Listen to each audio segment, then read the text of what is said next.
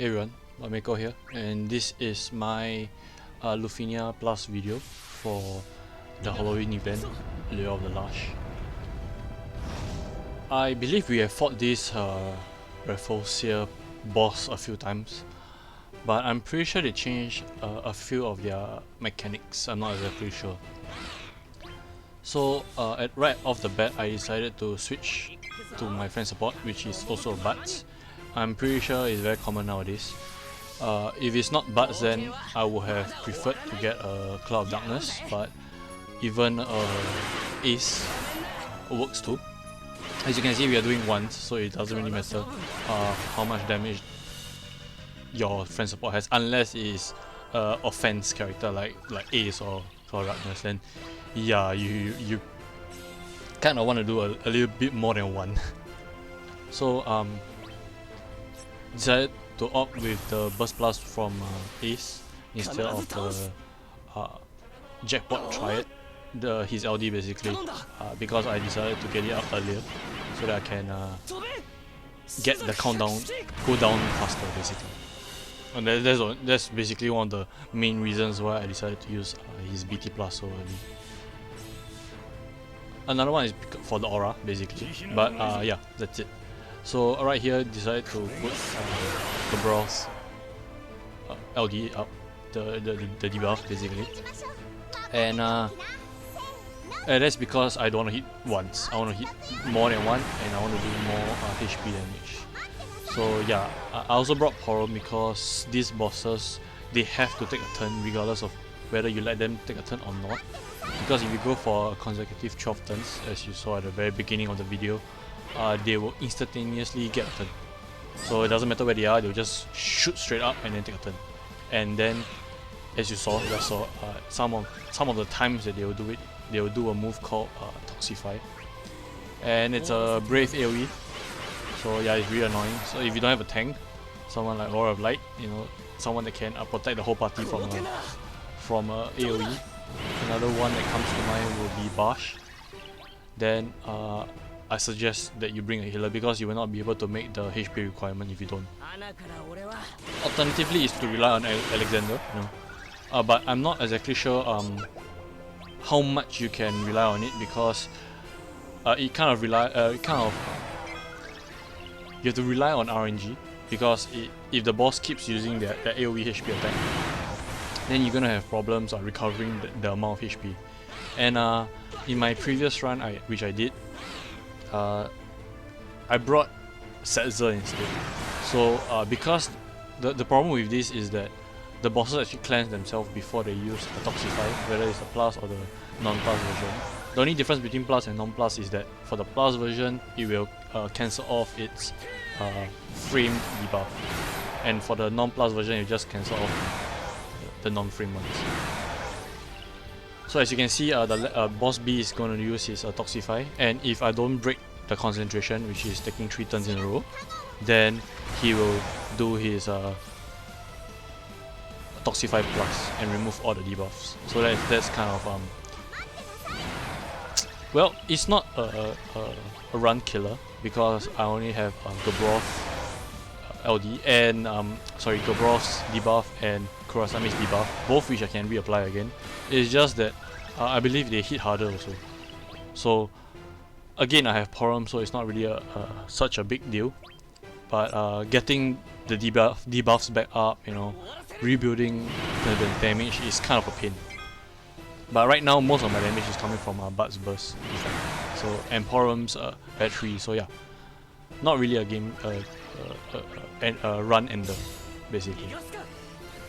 So that is also one of the reasons why I decided to opt to bring Buds in, so my friends support Buds in so early at least. It's because I wanted to get the Brave battery up and running basically. And I opted to go for or rather I opted to use the Ace Burst instead of Buds because I got a Buds friend support. Basically that's it. So basically I have 2 Buds Burst effect and 2 Ace Burst effect effectively. So like I was saying, if I didn't have if I couldn't get a friend, Bud's friend support, then I'll basically use Cloud of Darkness or Ace. Then Buds will be the one that using his burst effect. Simple as it. Granted, it will not be doing as much damage as Ace, but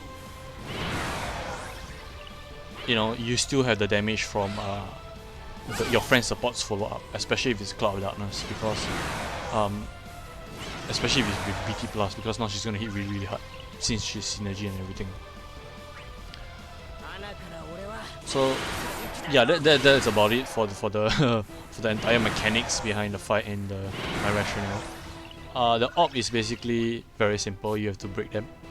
Simple as that. It doesn't matter whether you bring a break character or anyone that can break, pre-break, insta break. It doesn't really matter because if you break them too far, they will still take a turn. If you break them, if you don't break them enough, the op will kill you. So my point being is that you can just naturally break them because the op count is at 10. So by the time it gets low enough, then you will most probably, or sorry, the bosses will most probably be out of break already, so you can just break them again. The only issue is that the break count when it increases the orb is not much. It's only by 4.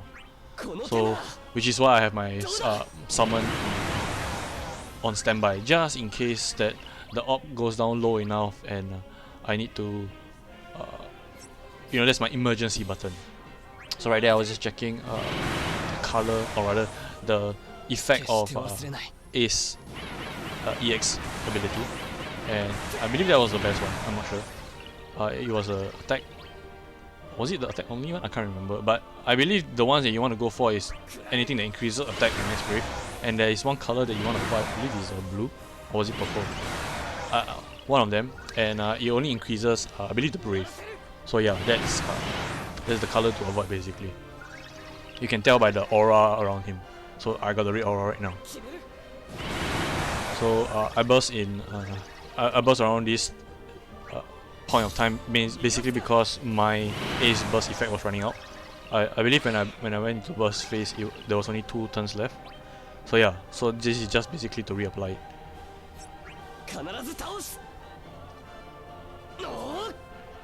So this will of course increase the damage in the burst phase, and it's quite nice. You know, I'm hitting cap, which is awesome.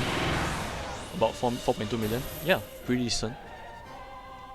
Granted, the burst effect did go off in the middle of the burst phase, but you know, it was because I timed it anyway. So right now, friend Buds is gone, and now my Buds is back. So basically, very simple. I'm just gonna do this.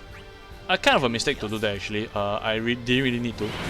I could have just go into the burst phase. You know, I'm not exactly sure why I actually used his C65, but anyway,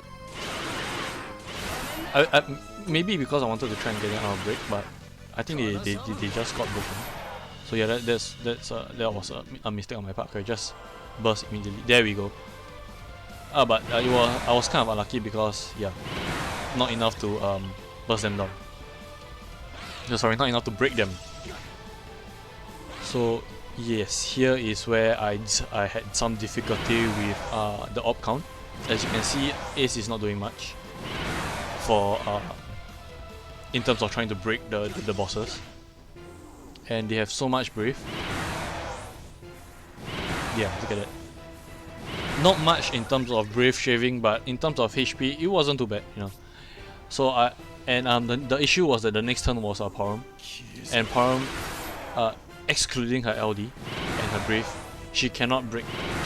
She doesn't do any damage that can break, because literally 90% of her attacks are all gravity based. So yeah, that was the issue I faced at this point of time. So applied I believe that was her cry ability. I used her cry ability, kind of hoping that her follow-up will go first, and then yeah, that will go off the blind start. Yeah, but the turn order was kind of weird, so blind start went first, or either that or I ran out of the LD buff. That was I didn't really pay attention, but yeah, I initially planned for her to do her follow-up and then blind start to take over, so that it will break the bosses. But yeah, anyway, you just use Jack to break B, even, I mean, Jack has an instant break, so it doesn't really matter how much brave the boss has. So yeah, as long as I break B in time, that wasn't really an issue. So right here, I was deciding which move to do, because Bud's unique buff, I forget what is it called, but his S1 or S2, it gives him a unique buff, and it didn't for some reason it wasn't on him. That's what I'm trying to say. So yeah, I was deciding which move would be the most beneficial, whether to do his LD or his S2. So yeah, I decided to opt for the S2 basically because the buff wasn't there. Simple as it. Right here, I was forced to summon because if you look at A, the turn count was at 1. He was not broken, or he was still broken, sorry. So I had no choice but to go into the burst sequence. So lucky for me, they came out of break in the burst sequence. Sorry, not the burst sequence, the summon sequence, or the summon phase, whatever you want to call it. So yeah, managed to break A up by 4 again. So he's at 5. So I am in the safe zone, I would like to say that. Yeah, a bit early for the summon because they are just slightly above 40%. If possible, I would have rather saved it for the last finishing move. You know, to the big last push before killing the boss, if it was possible. But right there, I didn't want to restart the run. I mean, it was going so well. The bosses are not very tanky, especially because I have 2 burst effect up. But yeah, so this was a beautiful launch. Everybody was fully capped on Brave, and and there was a launch available. So yeah, it would have been even more perfect if Ace was available in the next one. But oh well. But yeah, use the summon a bit early. As you notice, we went in about 44%, and they are at the 20, let's say 28-29%. So that was about 44, 29, about 15%, 15-ish percent. So yeah, if it was possible, I would have summoned at about the 19% mark, so that I can finish them off somewhere in the summon sequence or almost immediately after it. That was a plan at least, but I was forced to summon, as I was saying. So the nice thing about using Ace right here is also that his traps, you can break them with his traps as well. So let's say Poron does a follow-up, and then she puts them at 0. Ace is able to break them often because of his traps. That's what I'm trying to say. So that is why Ace is really good here. Basically, any form of off-turn damage is really good. Basically, because the turn count is very, very low. It's at 50 turns, and I'm already more than halfway there. So yeah, it might be an issue for people that either don't have access to Burst Plus or only have 1 Burst Plus available. That might be an issue for people like that. Which I would say basically just use a bunch of off-turn damage. If you don't have Porum, someone like Beatrix might work as well. You know, she can use her EX unique HP ability, you know, to just mitigate the damage. And then you have to worry about that. All you have to worry more about is the turn count. And just bring a decent friend support. As you saw with Bud's burst effect, the bosses kind of melted all the way until he left. So yeah, bringing a Bud's friend or bring your own Buds will be definitely very useful. So I also can see why some people are saying that Vayne isn't very good for his own event. Basically, because the problem with that is Vayne will be really good for delaying the bosses into oblivion. But the problem with that for this event is that we can't do that, because if you delay them too far, they'll still come back and take a turn. So yeah, I find that was a mistake on the developer side. So this is the end of the fight really. I mean, as you can see, 1% and 2%, and we are going to trigger Ace. Overkill some more. We're going to trigger Ace PT ending effect. So yeah, I decided to end it nicely. There we go, we are right here. This is an awesome move, man. I cannot... I just love it, even though you don't really see the rest of Car Zero coming in, but still it is a pretty sick move. So yeah, this is my run. One of the easier Lufenias, I feel, if not for the turn count. But yeah, good luck to you guys, and I'll see you guys hopefully in the next video, which is, I hope, Zack's LD banner.